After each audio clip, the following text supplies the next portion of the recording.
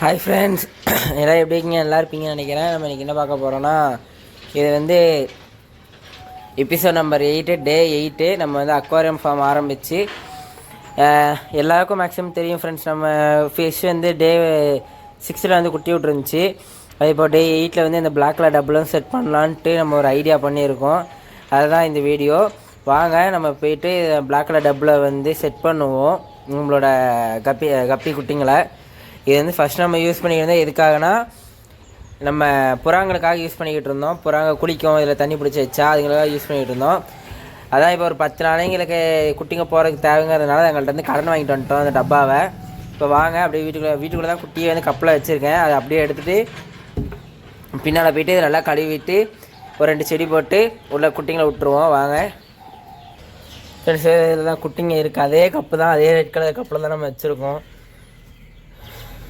இப்போ தான் பிடிச்சி வச்சேன், வீடியோக்காக தான் இந்த ரெட் கலர் கப்பில் பிடிச்சி வச்சேன். அது வரையும் ஒரு வாளியில் தான் விட்டு வச்சுருந்தேன். வாளி வந்து பத்தலை ஃப்ரெண்ட்ஸ் இதுங்களுக்கு.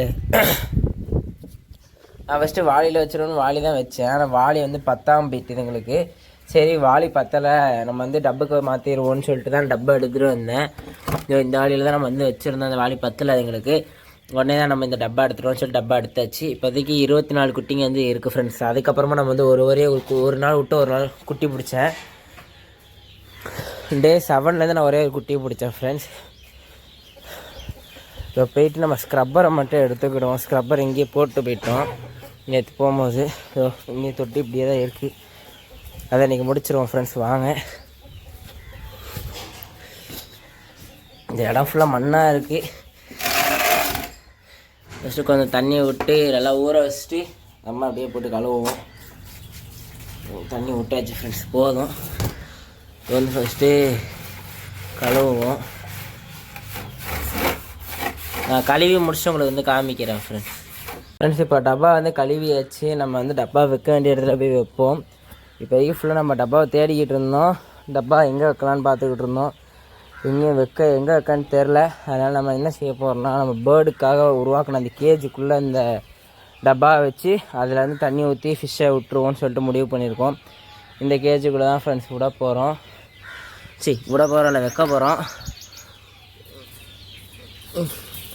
ஒரு கையில் இந்த கேஜ் தூக்கவே முடியாது ஃப்ரெண்ட்ஸ், ரொம்ப டஃப்பாக இருக்கும். அது அந்த சைடுக்கு அந்த வலை தட்டுது, அதை ஃபஸ்ட்டு தள்ளி வச்சுருவோம்.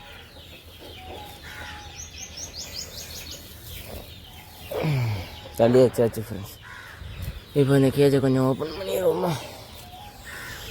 பண்ணி இந்த வலையை தூக்கி இங்கிட்ட ஒரு ஓரமாக வச்சுருவோம். இப்போதைக்கு வச்சுட்டு இந்த வலையை கொஞ்சம் நான் ஊட்டி போடுவோம். வலை ரொம்ப மண்ணுக்குள்ளே போயிட்டு இப்போ ரெடி ஆகிட்டு ஃப்ரெண்ட்ஸ். இதில் தூக்கி டப்பா வச்சுருவோம். டப்பா ஒரு மாதிரி சைடு வாங்கி தான் உட்காருது.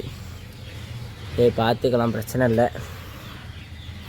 இப்போது இதில் டேப்பில் தண்ணி திறந்து விட்டால் இந்த டியூப்லேயே தண்ணி உள்ளே வந்துடும்.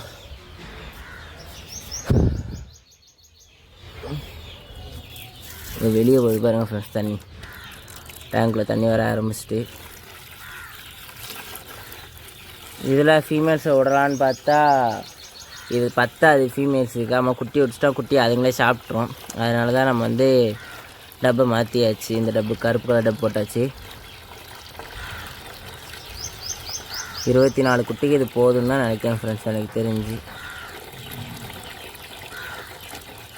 இது கொஞ்சம் நல்லா பெரிய ஸ்பேஸாக இருக்கிறதுனால கொஞ்சம் ஸ்பீடாக குத்திங்க க்ரோத் ஆக வசதியாக இருக்கும். அதனால தான் நம்ம இதை செலக்ட் பண்ணியிருக்கோம்.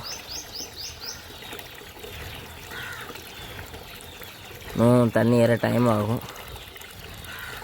தண்ணி ஏற்றிட்டு காமிக்கிறோம் ஃப்ரெண்ட்ஸ். நம்ம தண்ணி ஏற்றிட்டோம். இப்போ என்னென்னா டப்பா சரிஞ்சு தான் இருக்குது. இதில் வந்து ஒரு கல் வந்து கீழே, ஒரு கல் மேலே இருக்குது. அந்த கீழே கல்லை வந்து கொஞ்சம் கீழே மண் கொடுத்து மேலே ஹைட்டு தூக்கிடுவோம். ஏன்னா திடீர்னு எதாவது வந்துச்சுன்னா ஒரு வேளை இப்படி டப்பா செஞ்சுன்னா குட்டிங்க ஃபுல்லாக வெளியே போயிடும். அதனால் மேக்ஸிமம் வந்து ஃப்ளாட்டான சர்ஃபேஸில் வச்சுக்க பார்ப்போம். இருங்க, கல் எடுத்துகிட்டு நம்ம ஃப்ளாட்டான சர்ஃபேஸில் வைப்போம் ஃப்ரெண்ட்ஸ். இப்போ வந்து நம்ம சர்ஃபேஸில் வச்சாச்சு. இங்கிட்ட ஒரு செங்கல், அங்கிட்ட ஒரு செங்கல் வச்சாச்சு. யாராவது என்ன மாதிரியே தோட்டத்தில் வந்து டப் செட் பண்ணுறீங்கன்னா இது மாதிரி செங்கல் வந்து 4 பக்கம் கொடுத்துருங்க. இப்போ நான் வந்து 2 பக்கம் தான் கொடுத்துருக்கேன். இல்லை இதுமாதிரி நான் கொடுக்கலாம், மேக்ஸிமம் மூடி வச்சுருங்க. நான் எதுக்காக சொல்கிறேன்னா, நம்ம தோட்டத்தில் வந்து கண்டிப்பாக ஏதாவது குருவி அணில் ஏதாவது வரும். அது வந்து தண்ணி குடிக்க வரும். தண்ணி குடிக்கும்போது உள்ளே விழுந்துட்டுனா, ஏன்னா இது மாதிரி டப்பா அது மாதிரி சிமெண்ட்னா பிடிச்சி ஏறி வெளியே வந்துடுவானுங்க. இது மாதிரி டப்பா வழுக்க டப்பானா பிடிச்சி ஏற முடியாது, உள்ளே விழுந்து அப்படியே செத்து போயிடுவானுங்க. நம்ம பார்க்கலாம். அதான் சைடில் ஒரு இதை வச்சிங்கன்னா அதில் கால் வச்சு அப்படியே இருந்து குடிச்சிட்டு போயிடுவானுங்க. மேக்ஸிமம் ஃபுல் அளவில் தண்ணி வைக்காதீங்க, கம்மியாக தண்ணி வைங்க. அப்போ தான் உள்ளே விழுந்தாலும் அங்கே நின்றுக்கும். அளவு அதிகமாக வச்சிங்கன்னா மேக்ஸிமம் மூடி வச்சுருங்க. ஏன்னா மேக்ஸிமம் மூடிடுவோம். அந்த ஓட்டை வழியாக அந்த ஓனம் அணில் இது மாதிரி ஏதாவது ஒன்று வந்து வந்துடும். ஏதாவது எப்படியாவது உள்ளே வந்து தண்ணி குடிக்க வரும், குருவி ஏதாவது வரும் சின்ன ஓட்டை வழியாக, சின்ன குருவிங்க அப்படிங்கும்போது உள்ளே விழுந்த விடாதான் இப்படி வச்சுருக்கேன். அது வந்து நான் அப்படி வைக்கல, அது வந்து வலை போட்டு மூடி வச்சுருவேன். இப்போ தான் திறந்து வச்சுருக்கேன், வலை போட்டு மூடி வச்சுருவேன். ஃபீமேல்ஸு இப்போ அம்மாங்க இருக்கிற தொட்டி பக்கத்துலேயே தான் குட்டிங்களையும் நம்ம செட் பண்ணியிருக்கு. இப்போ குட்டிங்களை எடுத்து வந்து இதில் ரிலீஸ் பண்ணிடுவோம். ரிலீஸ் பண்ணுறதுக்கு முன்னால் வந்து நம்ம அங்கே இருக்க ஸ்னெயில்ஸுக்கு வந்து ஒரு ஃபுட்டு வந்து எடுத்து வச்சுருக்கோம். அந்த ஃபுட்டு உங்களுக்கு காமிக்கிறேன். இப்போ நம்ம செங்கலை நோண்டும் போது தான் இதை பார்த்தோம். நம்மளோட எர்த்வாம், அதாவது மண்புழு. நம்ம இப்போ இதை தூக்கி உள்ளே போட்டுருவோம், மீன் தொட்டிக்குள்ளே போடுவோம். மீனும் நல்லா சாப்பிடும் இது மாதிரி போட்டால். இதோ போட்டாச்சு. இதோ உள்ளே நெளிஞ்சிக்கிட்டே இருக்குது பாருங்க. மேலேயே தான் இன்றைக்கி கொஞ்ச நேரத்தில் உள்ளே போயிடும். அது ஒரு மண்ணில் மாட்டிக்கிட்டு இருக்கு. அந்த மண் அப்படியே ஊறிச்சுன்னா ஆட்டோமேட்டிக்காக உள்ளே போயிடுவானுங்க.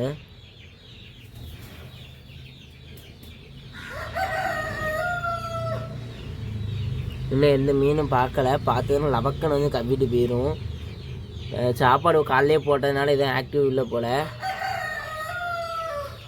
இப்போ வாங்க நம்ம போயிட்டு நம்ம வேலையை பார்ப்போம். இப்போது அது உள்ளே போனதுக்குமா வந்து பார்ப்போம். ஏன்னா மேக்ஸிமம் ஸ்னெயில்ஸ் உள்ளே போனதுக்குமா தான் அது சாப்பிடும்.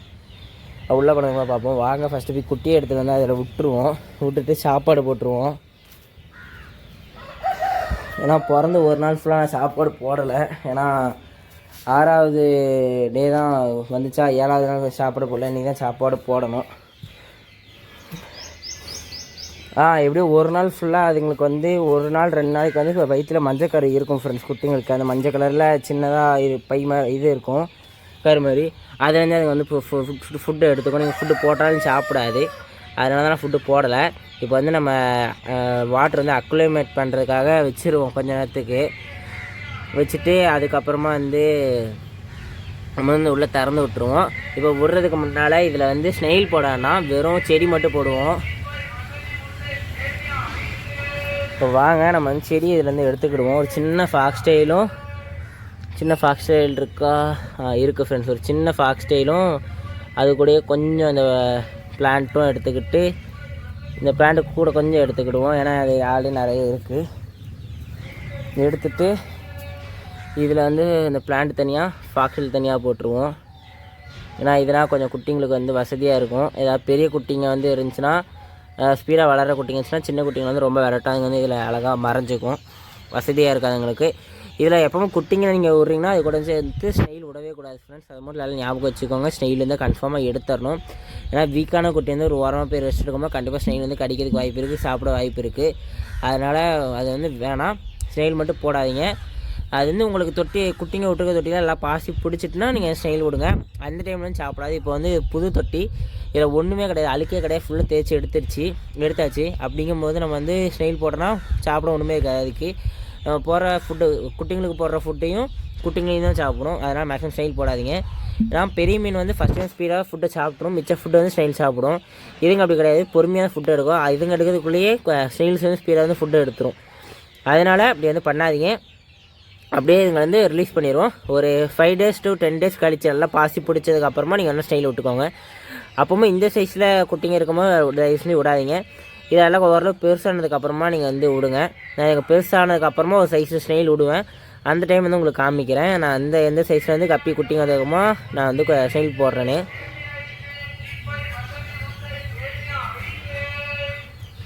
இப்போதைக்கு மொத்தம் இதில் 24 குட்டிங்க இருக்குது ஃப்ரெண்ட்ஸ். இந்த 24 குட்டிங்களையும் இதில் வந்து ஓப்பன் பண்ணி விட்டுருவோம். எப்படியும் ஒரு 10 to 15 days வந்து நல்லா க்ரோத் ஆகும். க்ரோத் ஆனதுக்கப்புறமா நம்மளோட ஃபீமேல் டேங்க்லேயே கொண்டு போய் இதுங்களை வந்து ரிலீஸ் பண்ணிடுவோம். ஏன்னா வந்து இங்கே இருக்கிறதோட அங்கே இருக்கும் போது தான் அதுங்களோட ஸ்பீட் க்ரோத் வந்து நல்லாயிருக்கும். ஏன்னா இது கம்மியான வாட்ரு, அகலமும் கம்மியானது தான். அது வந்து அகலம் அதிகம், இது வாட்டரும் அதிகம்.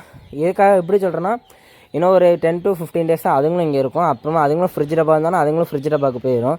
அப்படின்னா இந்த தொட்டி வந்து ஃப்ரீயாக தான் இருக்கும். அதனால தான் இது இப்போதைக்கு விட்ற குட்டிங்க வந்து இந்த மீன் தான் குட்டி விட்டுச்சு நமக்கு கன்ஃபார்மாக தெரியாது. அப்படிங்கும் போது நம்ம என்ன செய்வோம்னா, இப்போ விட்ற குட்டிங்க எல்லாத்தையும் இதே இதில் வச்சு க்ரோத் பண்ணுவோம். க்ரோத் பண்ணி பேர் 50 ருபீஸ். அது வந்து என்ன கலரில் வருதோ அந்த கலருக்கு தகுந்தாப்புல ரேட் வச்சு அதை சேல் பண்ணிடுவோம். அதனால் பார்த்துக்கிடுவோம். எப்படி எனக்கு தெரிஞ்சது இந்த குட்டிங்க ஃபுல்லாக மெர்க்குரியில் தான் வரும்னு நான் நினைக்கிறேன். ஏன்னா நாங்கள் வாங்கும் போது அந்த டேங்க்கில் வந்து மெர்க்குரிங்க தான் மேக்ஸிமம் அதிகமாக இருந்துச்சு. அதனால் மெர்க்குரி குட்டிங்களாக தான் வரும்னு நினைக்கிறேன். பார்ப்போம். இப்போ வந்து கொஞ்ச நேரம் கழித்து வந்து உங்களுக்கு காமிக்க, வீடியோ ஸ்டாப் பண்ணிட்டு 10 மினிட்ஸ் கழித்து வீடியோ எடுத்து உங்களுக்கு காமிக்க ஃப்ரெண்ட்ஸ் 10 மினிட்ஸ் ஆகிட்டு நம்ம இப்போ குட்டிங்களை வந்து ரிலீஸ் பண்ணிவிட்டு சாப்பாடு வந்து போட்டுருவோம் குட்டிங்களுக்கு. இருங்க, பொறுமையாக ரிலீஸ் பண்ணணும், ரொம்ப அவசரப்பட்டு ரிலீஸ் பண்ணக்கூடாது ஃப்ரெண்ட்ஸ். குட்டிங்களை ரிலீஸ் பண்ணும்போது மட்டும் பொறுமையாக தான் ரிலீஸ் பண்ணணும். இருங்க, நான் ஜூமிங் வந்து ஆக்டிவேட் பண்ணிக்கிறேன்.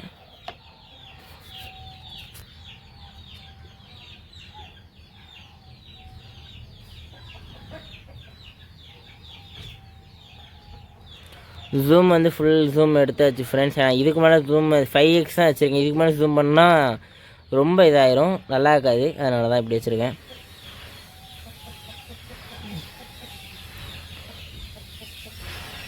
பாருங்க ஃப்ரெண்ட்ஸ், குட்டிங்க வர்றத வரிசையாக உள்ள விட்டாச்சு. விட்டதுக்கப்புறமா ஒரு வாட்டி கப்பில் பார்த்துக்கணும் ஏதாவது குட்டிங்க இருக்கான்னு. மேக்ஸிமம் எனக்கு தெரிஞ்சு ஒரே ஒரு குட்டி உள்ள கிடக்கு பாருங்கள் ஃப்ரெண்ட்ஸ். இதில் துடிச்சிக்கிட்டு இருக்கு பாருங்கள். அதையும் சேர்த்து உள்ளே விட்ருவோமா. லைட்டாக தண்ணி பிடிச்சிட்டு நம்ம அதுக்கு அப்படியே தண்ணி லைட்டாக உள்ளே கொடுத்துட்டு நம்ம அப்படியே உள்ளே கவுத்தி விட்டோம்னா அதுவும் சேர்ந்து உள்ளே வந்துடும். வந்துட்டுன்னு தான் நினைக்கேன். ஃப்ரெண்ட்ஸ் உள்ளே போயிட்டு வேறு எதுவும் தெரில எனக்கு. வேறு எதுவும் இல்லை ஃப்ரெண்ட்ஸ். எல்லா குட்டியுமே உள்ளே போயாச்சு. இதோ இந்த இடத்துல பாருங்கள், எல்லாமே ஜாலியாக ஸ்விம் பண்ணிக்கிட்டு இருக்கானுங்க. இதோ இந்த இடத்துல பாருங்கள், ஸ்விம் பண்ணிக்கிட்டு இருக்கானுங்க. இப்போ நம்ம போய் ஃபுட்டு எடுத்துகிட்டு வந்து ஃபுட்டு போட்டுருவோம் ஃப்ரெண்ட்ஸ். ஃபுட்டு வந்து நம்ம எடுத்துகிட்டு வந்தாச்சு. இப்போ திறந்து ஃபுட்டு வந்து உள்ளே ஃபீட் பண்ணுவோம். இருங்க ஃப்ரெண்ட்ஸ்.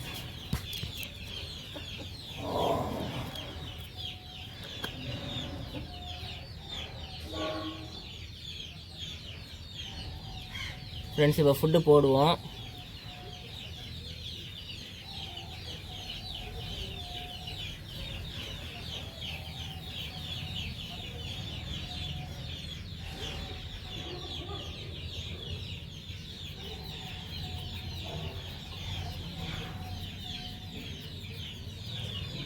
ஃப்ரெண்ட்ஸ் குட்டிங்களுக்கு ஃபுட்டு போட்டாச்சு. ஃபுட்டு எல்லாமே வாட்டருக்கு அடியில் போக ஆரம்பிச்சிட்டு